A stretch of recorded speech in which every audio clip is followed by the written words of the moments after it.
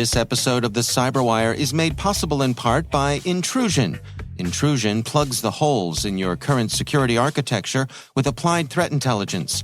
Intrusion uses machine learning and their proprietary database to make real-time block decisions based on 3 decades of internet history, reputation, and behavior for every single connection, in and out. Do you know who your network is talking to? Learn more at intrusion.com.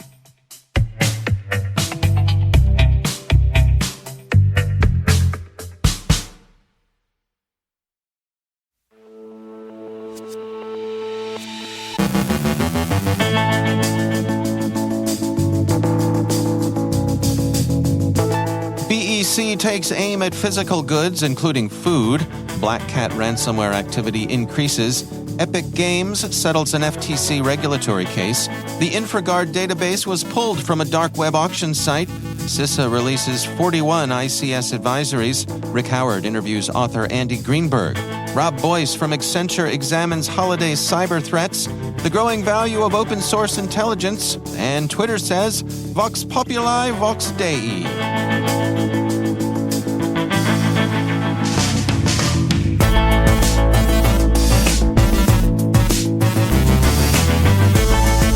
From the CyberWire studios at Data Tribe, I'm Dave Bittner with your CyberWire summary for Monday, December 19th, 2022.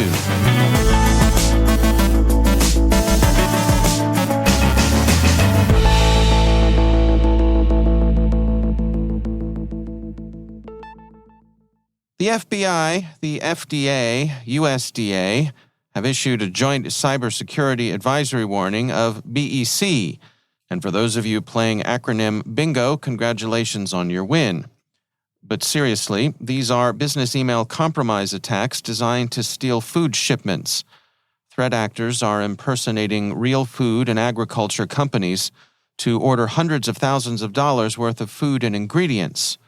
The report says, while BEC is most commonly used to steal money, in cases like this, criminals spoof emails and domains to impersonate employees of legitimate companies to order food products. The victim company fulfills the order and ships the goods, but the criminals do not pay for the products. Criminals may repackage stolen products for individual sale without regard for food safety regulations and sanitation practices, risking contamination or omitting necessary information about ingredients, allergens, or expiration dates. Counterfeit goods of lesser quality can damage a company's reputation. In one incident that took place as far back as February of this year, scammers posed as 4 different companies and stole nearly $600,000 worth of whole milk powder and non-fat dry milk from a food manufacturer. The BlackCat ALF-V ransomware group is showing some increased activity lately, including an attack on a Colombian energy supplier and the release of data from DC's Official Convention and Sports Authority. BleepingComputer reports that EPM, an energy company in Colombia, fell victim to a ransomware attack orchestrated by the BlackCat ransomware group last Monday. The attack took the supplier's online services down and disrupted company operations. How much data was stolen from one of Colombia's largest public energy, water, and gas providers remains unclear as of the posting of the article. Security researcher Germán Fernandez notes that just over 40 devices were listed on the XMatter tool of the threat actors, discovered via a malware analysis site.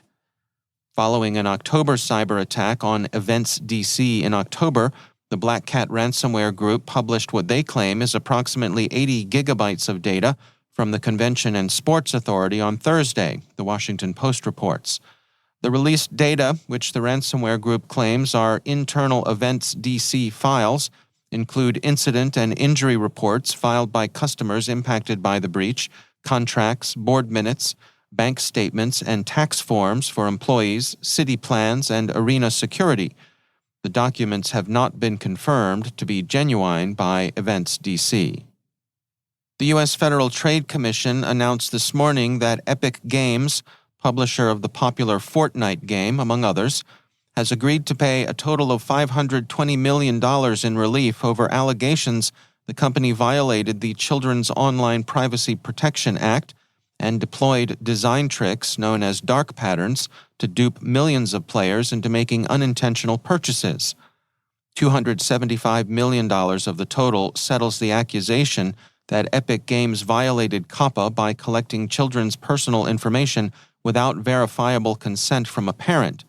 The remaining $245 million in the settlement will take the form of refunds to customers over allegations that Epic Games used dark pattern deceptive tactics to induce customers to make in-game purchases. Epic Games, in its own response to the settlement, focused on what it intended to do about the practices that caused the problem in the first place. It offered advice to developers about the hazards that attend attempts to streamline the checkout process. The hacker who posted data stolen from InfraGard, a public-private cyber intelligence service led by the U.S. FBI, has removed it from the breached forums market where they'd been offered for sale. HackRead reports that the culprit said he didn't want to cause any more trouble, and in what appears to be the result of startling moral awakening, the hacker also stated that all the email addresses present in the database were emailed to Troy Hunt so that he could add them to his website Have I Been Pwned. The data stolen had included full names, email addresses, employment details, industry of employment, social media user IDs, and more. At the end of last week, CISA released 41 industrial control system advisories. One involves a ProSys system. The other 40 address issues in Siemens control products.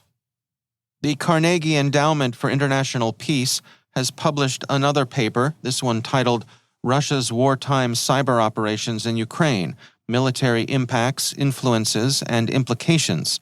It assesses the surprising shortfalls of Russian performance in cyberspace before and during the current war. The study refers to offensive cyber operations as cyber fires, not unreasonably, given the way electronic attack has historically been managed by fire support coordinators, at least in U.S. doctrine. Some of the conclusions are Russian cyber fires, disruptive or destructive attacks, may have contributed modestly to Moscow's initial invasion, but since then they have inflicted negligible damage on Ukrainian targets. Cyber fires have neither added meaningfully to Russia's kinetic firepower nor performed special functions distinct from those of kinetic weapons. Intelligence collection, not fires, has likely been the main focus of Russia's wartime cyber operations in Ukraine, yet this too has yielded little military benefit. While many factors have constrained Moscow's cyber effectiveness, perhaps the most important are inadequate Russian cyber capacity, weaknesses in Russia's non-cyber institutions, and exceptional defensive efforts by Ukraine and its partners. As the war continues, Russian intelligence collection probably represents the greatest ongoing cyber risk to Ukraine. The study also offers advice for other countries facing hybrid war in the future, Russian or otherwise. The short message is probably best summed up as offensive cyber operations are hard, but don't drop your guard and keep your shields up.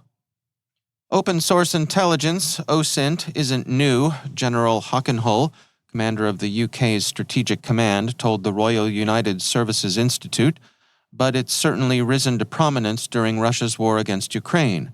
Commercial satellites and the overhead imagery they provide have had considerable effect on collection and the intelligence developed therefrom. Online networks have made it easy for civilians in and around the war zone to report combat information about Russian forces.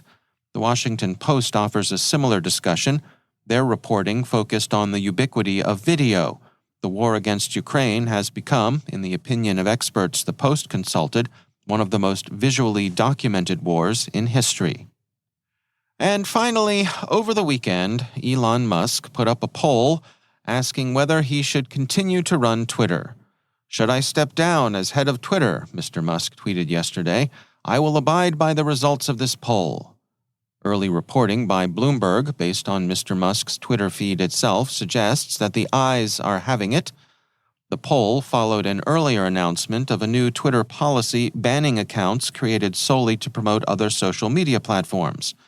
That proved unpopular and was soon rescinded, and Mr. Musk committed to holding votes among Twitter users before enacting other major policies, stating, "Going forward, there will be a vote for major policy changes. My apologies, won't happen again." The Wall Street Journal, also reporting on the poll returns, mentions Mr. Musk's ruminations to the effect that if he were to go, there might be no one else willing to take the job. Maybe he's right. We have little to add by the way of commentary to the ongoing saga of Twitter and its adjustment to new ownership, except to say that it reminds us more and more of the literary classic Clarissa, with Mr. Musk as the eponymous heroine, the Internet as whole playing the part of Robert Lovelace. Or perhaps we've got it backwards, and the Internet is Clarissa and Mr. Musk is Lovelace. Discuss amongst yourselves.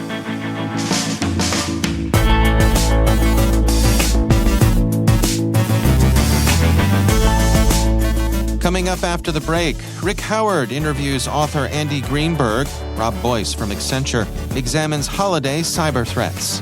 Stay with us.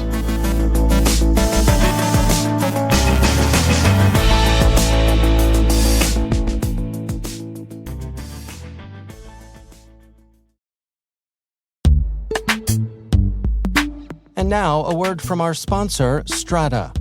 With multi-cloud, your apps and identities are distributed, making them hard to manage and secure. Strata takes all of your existing identity systems, integrates them into an identity fabric, a universal way for all your IDPs to work together. Never refactor your apps again. Never get locked into your IDP with one-to-one connectors. Identity orchestration helps you solve your biggest IAM problems, even the messy ones you thought were unsolvable. Bring Strata any IAM use case, like modernizing legacy apps to use passwordless authentication, hot switching between IDPs, or enabling identity operation resiliency.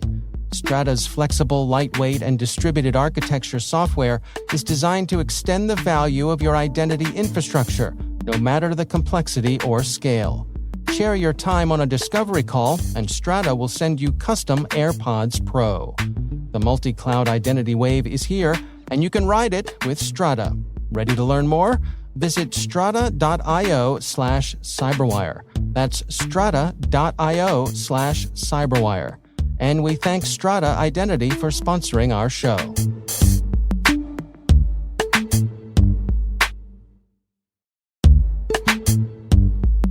And now, a word from our sponsor, Barracuda. Right now, everyone is talking about cryptocurrency, and the cyber criminals are hiding in the conversation. Cyber criminals use social engineering loaded with urgency and fear to successfully prey on your company, your employees, and your customers. Spear phishing is just one of 13 types of email threats. Barracuda has identified these 13 types and shows you how you can protect your company, your customers, and your reputation. Find out about the 13 email threat types and Barracuda email protection. Get your free ebook at barracuda.com/cyberwire. And we thank Barracuda for sponsoring our show.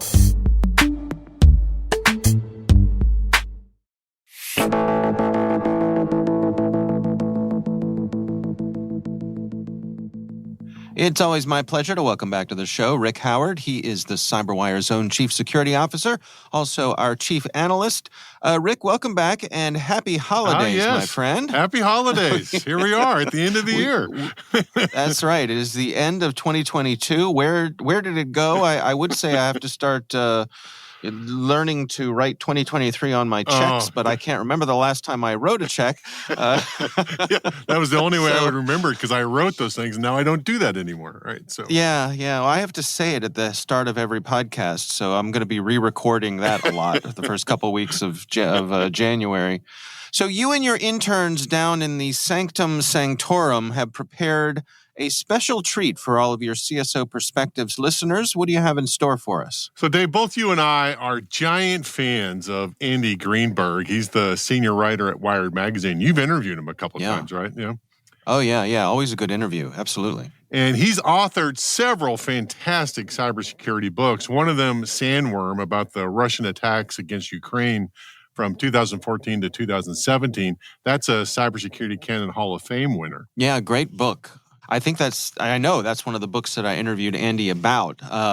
And, it seems especially pertinent in light of all the activity in that area of the world these days. Yeah, exactly. Well, Greenberg's written a new book, all right? It's called Tracers in the Dark, The Global Hunt for the Crime Lords of Cryptocurrency. That is a fantastic title, by the way, right?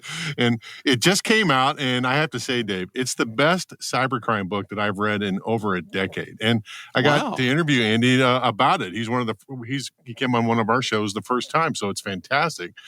It's about how an academic researcher, a Silicon Valley entrepreneur, and an IRS investigator, and a bunch more people, they use this new technique called blockchain analysis to track down dark web criminals and arrest them.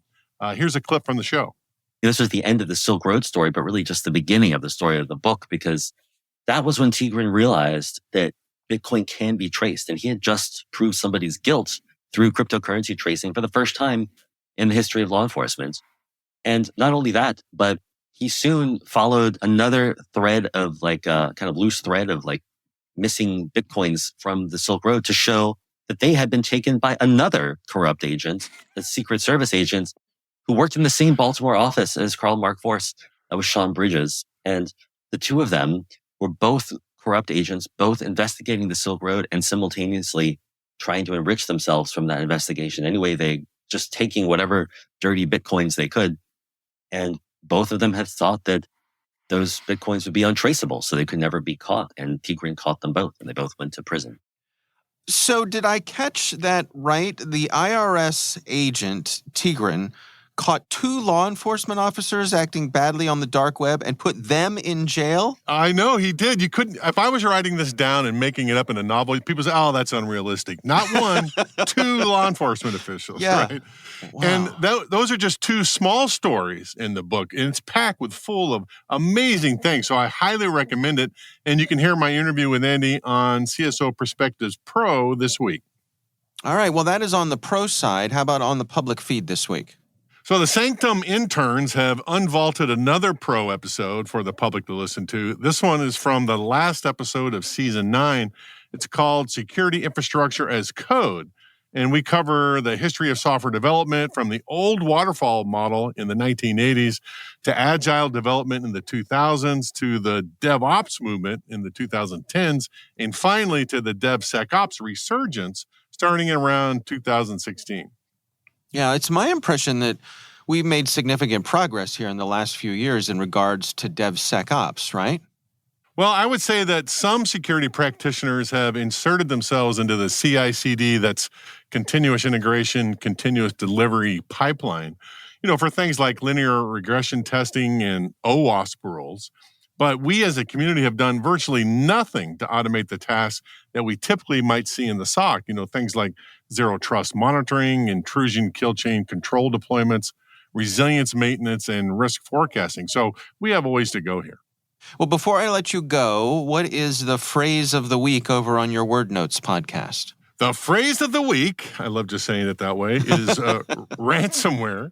It's everything you ever... I'm sorry, ransomware? I don't think I'm familiar with that, Rick. Ransomware. It's this newfangled term. It's brand new. What is ransomware? It's brand new on the Gartner hype cycle, so we've never heard it before. So we're going to talk about everything you've ever wanted to know about the evolution of ransomware, and we have a fantastic nerd clip from my favorite hacker TV show, Mr. Robot. All right. Well, we will look forward to all of that. Rick Howard is the host of the CSO Perspectives podcast. Rick, thanks for joining us.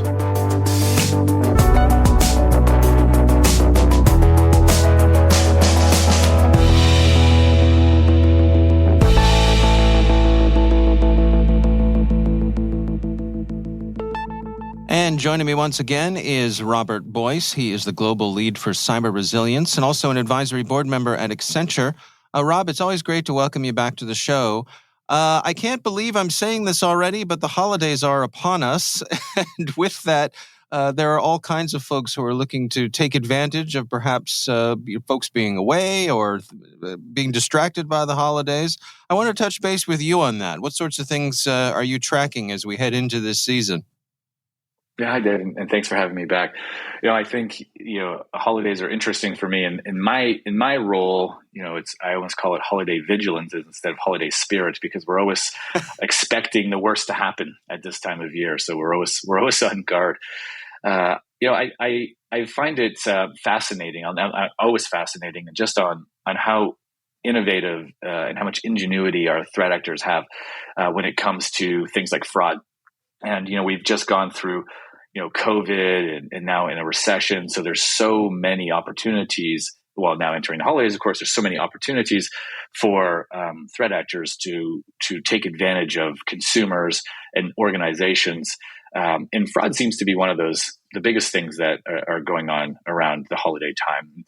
A few things that I find really fascinating, and again, to me, even my team giving me this research, I even thought, wow, I never thought some of these are actually happening in place. But there's a couple of things that stand out to me. One is around what we call the refund service offering. So this is interesting, where we have a threat actor purchase a bunch of things online from a number of different retailers, and then a different threat actor going back to those retailers and trying to refund the money through social engineering.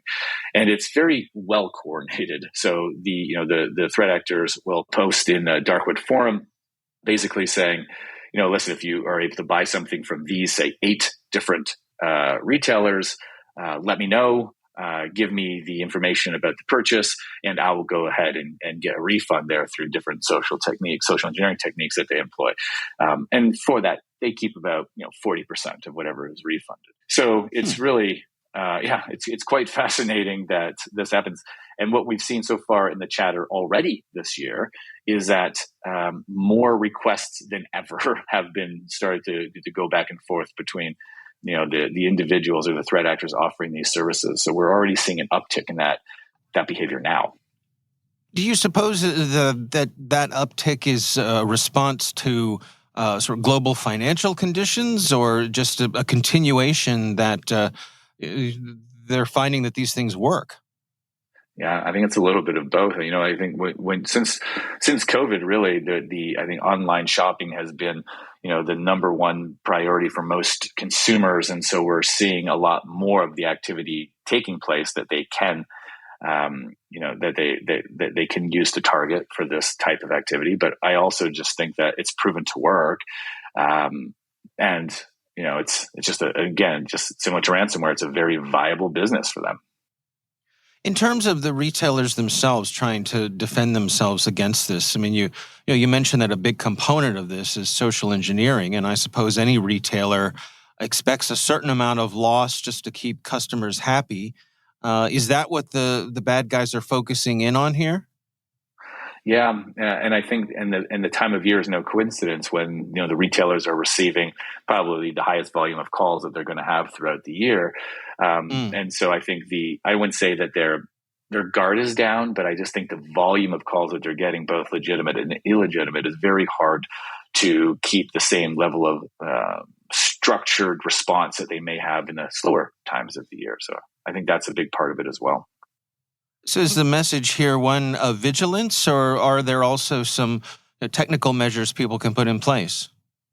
I think this is vigilance and training, right? So this is when we're always saying, the people are the weakest link. I find that a lot of the holiday attack scenarios are very much around individuals, around people, focused on them, focused on social engineering. So it's really just, making sure that you follow the standard advice for phishing emails, the standard advice for the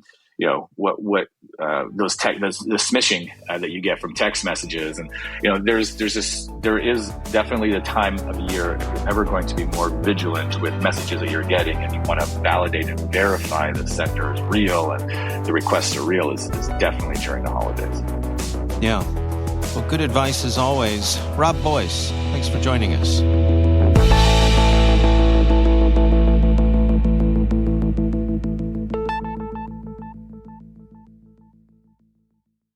Thanks to all of our sponsors for making the CyberWire possible. Find out more about sponsoring our programs at thecyberwire.com/sponsor.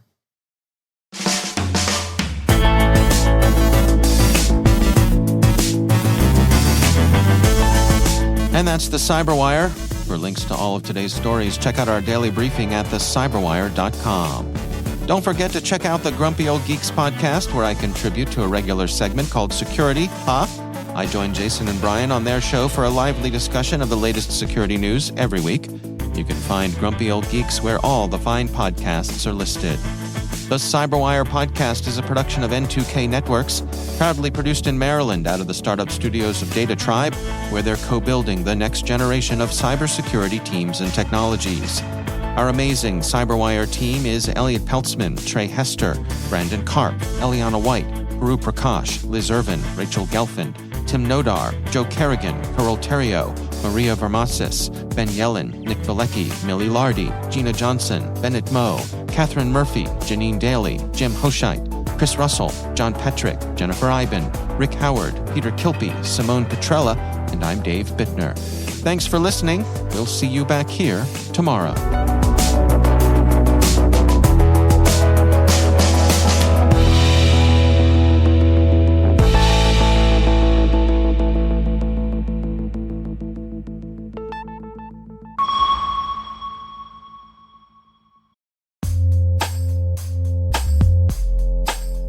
Hey everybody, Dave here.